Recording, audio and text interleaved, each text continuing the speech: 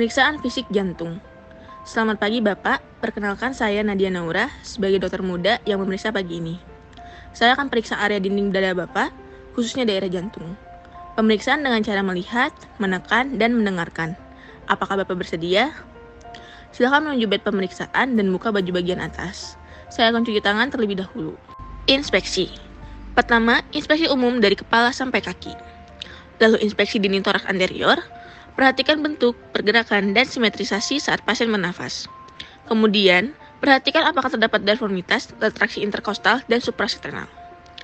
Kemudian, identifikasi letak ictus cordis, dan perhatikan pula pulsasi daerah prekordial dan epigastrium. Pemeriksaan JVP. Siapkan 2 mistar dan pen light. Pastikan posisi bed pemeriksaan pada 30-45 derajat.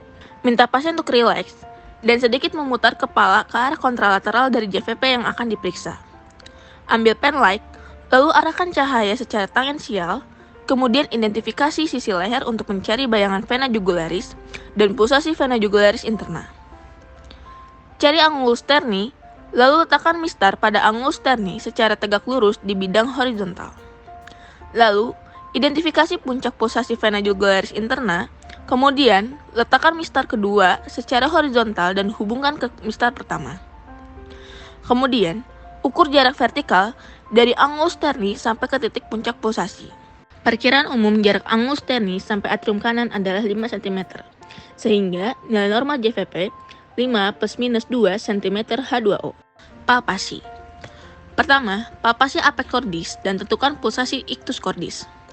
Letakkan tangan pada prekordium dengan posisi ujung-ujung jari ke arah lateral hemitoraks kiri, kemudian cari ictus cordis sambil meraba ke arah medial pada ICS 5. Bila ictus cordis teraba, maka palpasi dengan 2 jari untuk menentukan frekuensi, kuat angkat, irama, dan lebar ictus cordis.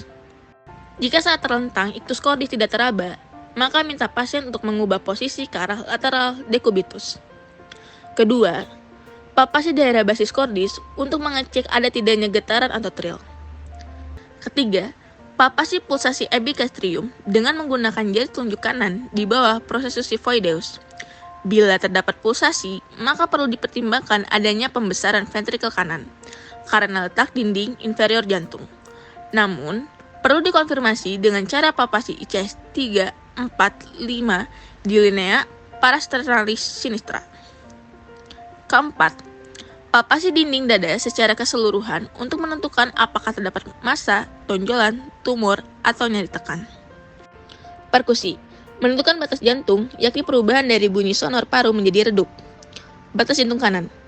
Awalnya lakukan perkusi batas paru hepar dengan cara perkusi dari atas pada linea midclavicularis dextra sampai suara perkusi berubah dari bunyi sonor menjadi dal.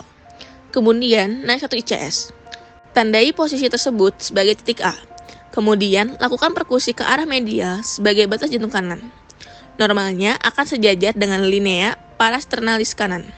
Batas jantung kiri dengan melakukan perkusi dari arah lateral ke medial sejajar ICS 3, 4, 5 untuk menentukan cardiac silhouette. Normalnya sekitar 1 cm medial dari linea midclavicularis kiri.